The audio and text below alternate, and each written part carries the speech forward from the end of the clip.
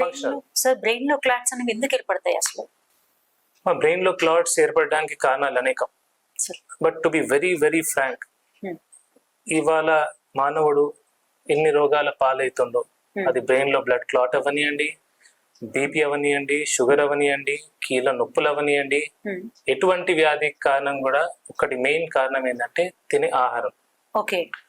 So ఒక 40-50 years back ఒక ఒక టాపిక్ వచ్చింది ఏంటంటే sunflower oil for example, it is healthy okay అని వచ్చింది, ఒక టాపిక్ వచ్చింది. అప్పటి నుంచి అందరు సన్ఫ్లవర్ ఆయిల్ వాడుతున్నారు. ఇప్పుడు మీ ద్వారా నేను అందరు చెప్పేది ఏంటంటే ఎవరైతే సన్ఫ్లవర్ ఆయిల్ వాడుతున్నారో మీరు ఒకసారి గమనిస్తే వాళ్ళ ఇళ్లలోనే brain strokes, heart strokes, even BP, sugars ఎక్కువ ఉంటాయి. అదే కాకుండా కీళ్ళ నొప్పులు కూడా ఎక్కువ ఉంటాయి. I can give it you in writing. Because sunflower oil actually ఈ సీడ్ ఆయిల్స్ అంటారు వీటిని. సన్ఫ్లవర్ ఆయిల్ కానివ్వండి, పామ్ ఆయిల్ కానివ్వండి, మన నువ్వులు, అన్ని సీడ్ ఆయిల్స్ అయితే గ్రౌండ్ నట్ ఆయిల్స్. సో ఈ సీడ్ ఆయిల్స్ కనోలా ఆయిల్ అంటారు. సో ఇవి actually sunflower, particular sunflower and canola అవి యుఎస్ లో ఫస్ట్ స్టార్ట్ అయింది. సో అక్కడ అవి ఇండస్ట్రీలో లూబ్రికెంట్స్ లాగా వాడేది, లూబ్రికెంట్స్ లాగా. దాన్ని ఒక అమెరికన్ కంపెనీ తీసుకొని దాన్ని ఎడిబుల్ చేసేది, రిఫైన్ చేసి దాన్ని రిఫైన్డ్ ఆయిల్ లాగా బయట పంపించింది. టేస్ట్ చేయడానికి నార్మల్ ఉంటది కాబట్టి మనకు కూడా నచ్చింది. కానీ ఎప్పటి నుంచే సన్ఫ్లవర్ వాడకం వరల్డ్ ఓవర్ పెరిగిందో, పర్టికులర్ ఇండియాలో పెరిగిందో 1980s 1990s నుంచి, అప్పటి నుంచే ఇండియాలో బ్రెయిన్ స్ట్రోక్స్, హార్ట్ స్ట్రోక్స్. మన అమ్మమ్మల్ని మనం అడిగితే ఎవరికి గుండెపోటు, పక్షవాతం లేవు. ఇప్పుడు 1980s 90s తర్వాతనే all over world brain strokes triple అయినాయి. ఇండియాలో షుగర్ లేదు ముందు, ఇప్పుడు బీపీ, షుగర్. నలుగురిలో ఒకటికి బీపీ ఉంది ఇండియాలో. And 25% of Indian population is suffering with diabetes, sugar. And నలుగురిలో ఒకరికి బీపీ ఉంది. So hyper tension, diabetes is very common. So దీనికి ముఖ్య కారణం ఆయిల్స్ ఒకటి, దాంతో పాటు మనం తినే ఆహారం. దాన్ని బాగా మనం పెస్టిసైడ్స్ వాడేసి ఇచ్చేసినాము. అండ్ జెనెటికలీ మోడిఫైడ్ వెజిటేబుల్స్ వస్తున్నాయి. ఫర్ ఎగ్జాంపుల్ మనం ఇప్పుడు ముందు ఒకప్పుడు ఓన్లీ ఒక వెజిటేబుల్ పర్ సీజన్ ఉండేది. ఇప్పుడు ఒక సీజన్ లో అన్ని వెజిటేబుల్స్ వస్తున్నాయి మనం, because these are all genetically modified vegetables. Fruits లో కూడా బాగా పెస్టిసైడ్స్ వాడడం జరిగింది. సో ఆ కెమికల్స్ ఎఫెక్ట్ ఉంటుంది దాని మీద. ముందే ఫుడ్ సరిగ్గా లేదు, దాంతో పాటు మన అలవాట్లు. సో మన అలవాట్లు ఏముంది, ఫోన్ యూసేజ్ పెరిగింది, మనకు ఆల్కహాల్ యూసేజ్ పెరిగింది.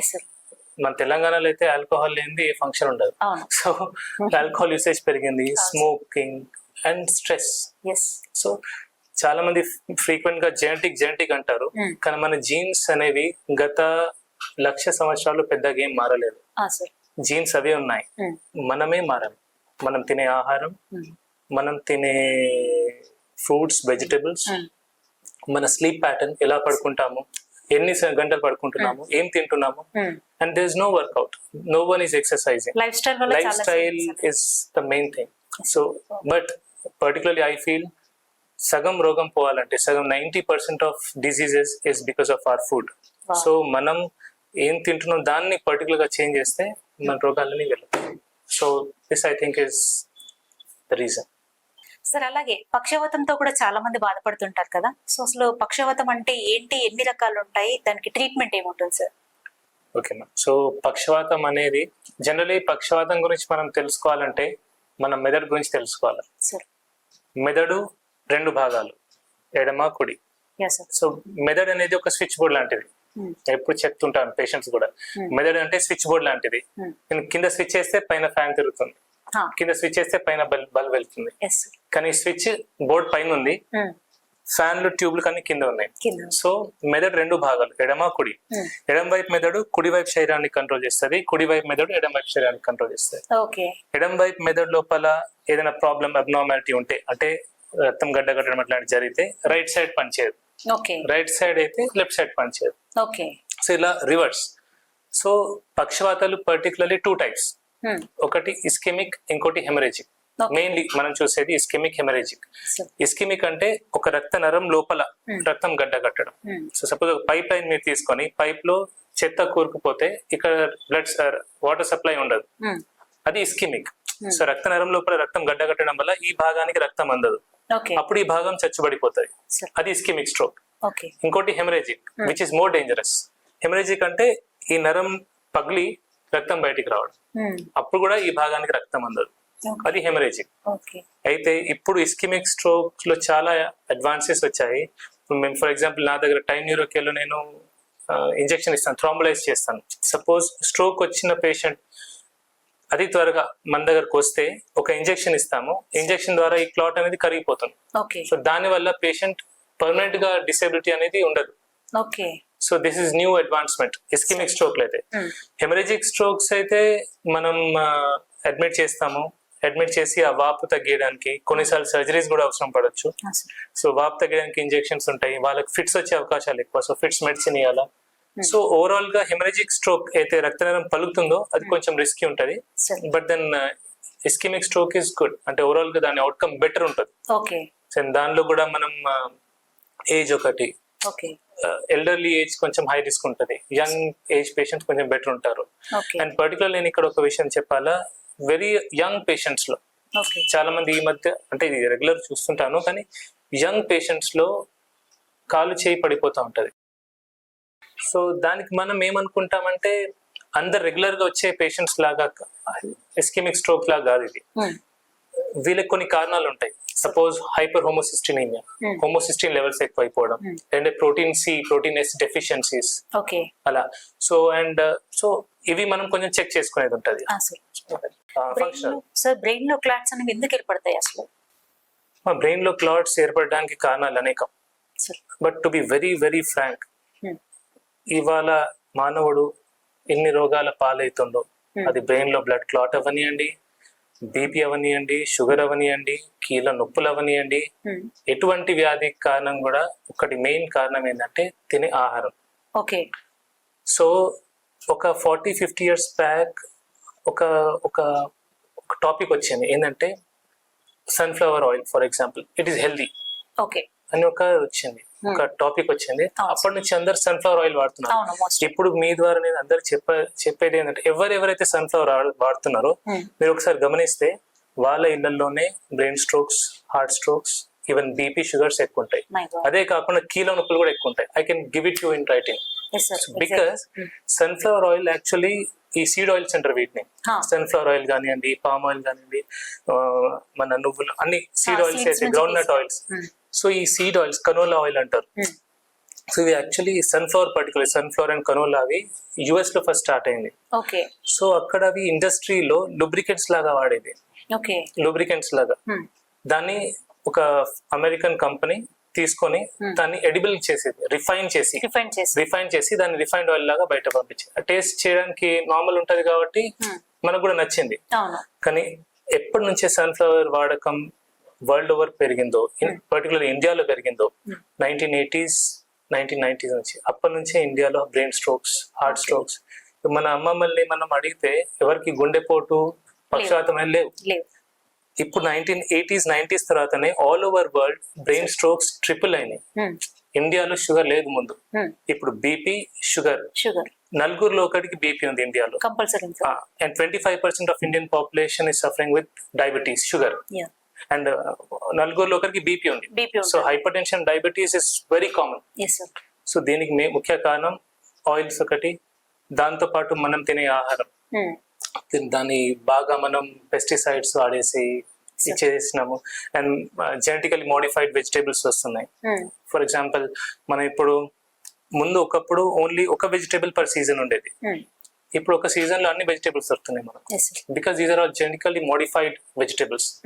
ఫ్రూట్స్ లో కూడా బాగా పెస్టిసైడ్స్ వాడడం జరిగింది. సో ఆ కెమికల్స్ ఎఫెక్ట్ ఉంటుంది దాని మీద. ముందే ఫుడ్ సరిగ్గా లేదు, దాంతో పాటు మన అలవాట్లు.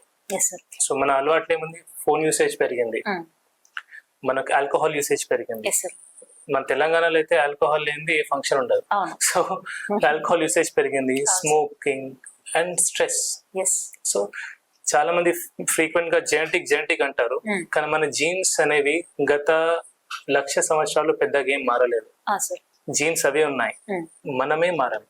మనం తినే ఆహారం, మనం తినే ఫ్రూట్స్, వెజిటేబుల్స్, మన స్లీప్ ప్యాటర్న్, ఎలా పడుకుంటాము, ఎన్ని గంటలు పడుకుంటున్నాము, ఏం తింటున్నాము, and there's no workout, no one is exercising. Life style వల్ల చాలా Lifestyle is the main thing. So but particularly I feel సగం రోగం పోవాలంటే సగం 90% of diseases is because of our food. Wow. So మనం ఏం తింటున్నాం దాన్ని పర్టికులర్ గా చేంజ్ చేస్తే మన రోగాలని వెళ్తాయి. So this I think is the reason. Sir అలాగే పక్షవాతంతో కూడా చాలా మంది బాధపడుతుంటారు కదా, సో అసలు పక్షవాతం అంటే ఏంటి, ఎన్ని రకాలు ఉంటాయి, దానికి ట్రీట్మెంట్ ఏముంటుంది సార్? ఓకేనా. సో పక్షవాతం అనేది జనరలీ పక్షవాతం గురించి మనం తెలుసుకోవాలంటే మన మెదడు గురించి తెలుసుకోవాలి. సార్ మెదడు 2 భాగాలు, ఎడమ కుడి. Yes sir. సో మెదడు అనేది ఒక స్విచ్ బోర్డ్ లాంటిది. ఎప్పుడు చెప్తుంటాను పేషెంట్స్ కూడా, మెదడు అంటే స్విచ్ బోర్డ్ లాంటిది. నేను కింద స్విచ్ చేస్తే పైన ఫ్యాన్ తిరుగుతుంది, కింద స్విచ్ చేస్తే పైన బల్బ్ వెళ్తుంది. కానీ స్విచ్ బోర్డ్ పైన ఉంది, ఫ్యాన్లు ట్యూబ్లు కానీ కింద ఉన్నాయి. సో మెదడు 2 భాగాలు, ఎడమ కుడి. ఎడమ వైపు మెదడు కుడి వైపు శరీరాన్ని కంట్రోల్ చేస్తుంది, కుడి వైపు మెదడు ఎడమ వైపు శరీరాన్ని కంట్రోల్ చేస్తుంది. ఎడమ వైపు మెదడు లోపల ఏదైనా ప్రాబ్లం అబ్నార్మాలిటీ ఉంటే, అంటే రక్తం గడ్డగట్టడం అట్లాంటి జరిగితే రైట్ సైడ్ పనిచేయదు, రైట్ సైడ్ అయితే లెఫ్ట్ సైడ్ పనిచేయదు. సో ఇలా రివర్స్. సో పక్షవాతాలు పర్టికులర్లీ 2 టైప్స్, ఒకటి ఇస్కెమిక్, ఇంకోటి హెమరేజిక్. మెయిన్లీ మనం చూసేది ఇస్కెమిక్, హెమరేజిక్. ఇస్కెమిక్ అంటే ఒక రక్త నరం లోపల రక్తం గడ్డ కట్టడం. సో సపోజ్ ఒక పైప్ లైన్ మీరు తీసుకొని పైప్ లో చెత్త కూరుకుపోతే ఇక్కడ బ్లడ్ వాటర్ సప్లై ఉండదు, అది ఇస్కెమిక్. సో రక్త నరం లోపల రక్తం గడ్డ కట్టడం వల్ల ఈ భాగానికి రక్తం అందదు, అప్పుడు ఈ భాగం చచ్చుబడిపోతుంది, అది ఇస్కెమిక్ స్ట్రోక్. ఇంకోటి haemorrhagic, which is more dangerous. Haemorrhagic అంటే ఈ నరం పగిలి రక్తం బయటికి రావడం, అప్పుడు కూడా ఈ భాగానికి రక్తం అందదు, అది హెమరేజిక్. అయితే ఇప్పుడు ఇస్కెమిక్ స్ట్రోక్ లో చాలా అడ్వాన్సెస్ వచ్చాయి. మేము ఫర్ ఎగ్జాంపుల్ నా దగ్గర టైమ్ న్యూరోకేర్ లో నేను ఇంజెక్షన్ ఇస్తాను, థ్రాంబలైజ్ చేస్తాను. సపోజ్ స్ట్రోక్ వచ్చిన పేషెంట్ అతి త్వరగా మన దగ్గరకు వస్తే ఒక ఇంజెక్షన్ ఇస్తాము, ఇంజెక్షన్ ద్వారా ఈ క్లాట్ అనేది కరిగిపోతుంది. సో దాని వల్ల పేషెంట్ పర్మనెంట్ గా డిసేబిలిటీ అనేది ఉండదు. So this is new advancement ischaemic stroke అయితే. హెమరేజిక్ స్ట్రోక్స్ అయితే మనం అడ్మిట్ చేస్తాము, అడ్మిట్ చేసి ఆ వాపు తగ్గడానికి కొన్నిసార్లు సర్జరీస్ కూడా అవసరం పడవచ్చు. సో వాపు తగ్గడానికి ఇంజెక్షన్స్ ఉంటాయి, వాళ్ళకి ఫిట్స్ వచ్చే అవకాశాలు ఎక్కువ, సో ఫిట్స్ మెడిసిన్ ఇవ్వాలా. సో ఓవరాల్ గా హెమరేజిక్ స్ట్రోక్ అయితే రక్తనాళం పలుకుతుందో అది కొంచెం రిస్కీ ఉంటది, but then ischaemic stroke is good, అంటే ఓవరాల్ గా దాని అవుట్కమ్ బెటర్ ఉంటుంది. దానిలో కూడా మనం ఏజ్ ఒకటి, ఎల్డర్లీ ఏజ్ కొంచెం హై రిస్క్ ఉంటుంది, యంగ్ ఏజ్ పేషెంట్స్ కొంచెం బెటర్ ఉంటారు. అండ్ పర్టికులర్ నేను ఇక్కడ ఒక విషయం చెప్పాలా, వెరీ యంగ్ పేషెంట్స్ లో చాలా మంది ఈ మధ్య, అంటే ఇది రెగ్యులర్ చూస్తుంటాను, కానీ యంగ్ పేషెంట్స్ లో కాలు చేయి పడిపోతూ ఉంటది. సో దానికి మనం ఏమనుకుంటామంటే అందరు రెగ్యులర్ గా వచ్చే పేషెంట్స్ లాగా ఇస్కెమిక్ స్ట్రోక్ లాగా కాదు ఇది. వీళ్ళకి కొన్ని కారణాలు ఉంటాయి. సపోజ్ హైపర్ హోమోసిస్టినిమియా, హోమోసిస్టిన్ లెవెల్స్ ఎక్కువ అయిపోవడం, అంటే ప్రోటీన్ ఎస్ డెఫిషియన్సీస్ అలా. సో అండ్ సో ఇవి మనం కొంచెం చెక్ చేసుకునేది ఉంటుంది.